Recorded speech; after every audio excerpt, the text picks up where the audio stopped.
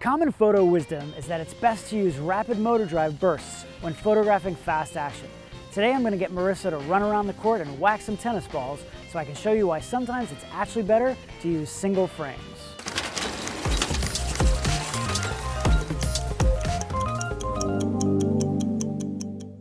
Ah, the motor drive, one of my favorite photographic inventions.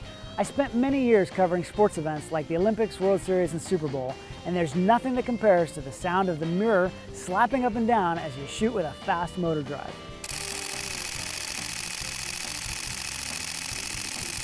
This Canon 1DX Mark II shoots 14 frames a second. That's fast enough to capture most sports action. With Marissa running straight at me, it's cool to have a big burst of images so I can choose the one photo where everything is just perfect, from her leg position to her hair flying and even her facial expression. If I just shoot a single frame, all those things probably wouldn't have fallen together just right. But shooting sports isn't always about choosing from multiple frames. Let's take tennis for example. One of the images I really want to get is when the ball is right on the racket. I mean pressed right up on it. Guess what? Even at 14 frames a second, I probably won't get that perfect ball on racket shot. I might get one right before the ball hits the racket and one right after it comes off, but my odds are slim of getting the shot I want. So what's the answer? Turn off that motor drive and shoot single frames. This is when the skill of anticipating action really comes into play.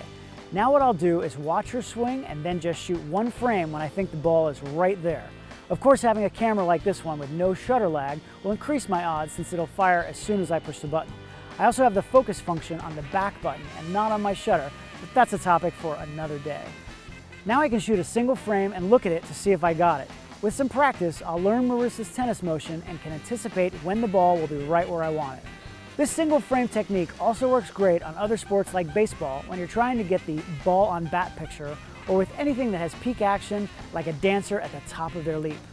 At the end of the day, do whatever works best for you, but instead of just laying on the motor drive, use your hand-eye coordination and anticipation skills to nail that perfect action photo every single time. Hey, this is the 125th episode of my weekly show, and every one of them is free thanks to the support of Adorama, where I buy all of my photo gear. If you're liking these tips, go ahead and subscribe to the Adorama TV YouTube channel.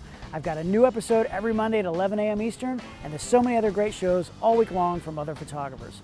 Also, follow me on socials. I'm @David Bergman, and let's keep in touch. See you next time.